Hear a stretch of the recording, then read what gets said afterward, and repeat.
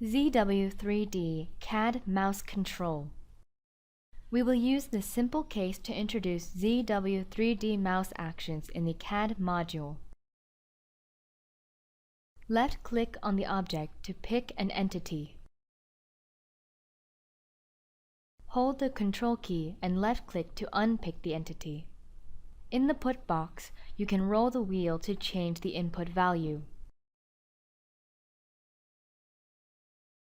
Do the same operation. You can middle-click to repeat the last operation. Press the Shift key and left-click to do chain selection. Middle-click to accept the input and finish the operation.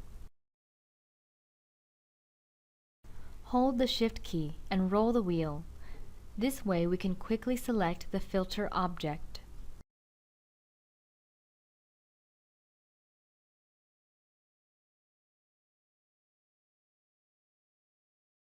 Roll the wheel forward to zoom in, and backward to zoom out.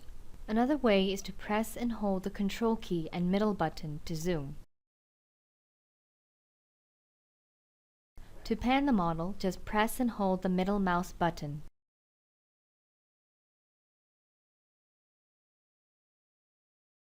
Now, change the filter setting. Right-click the object and you can get a right menu.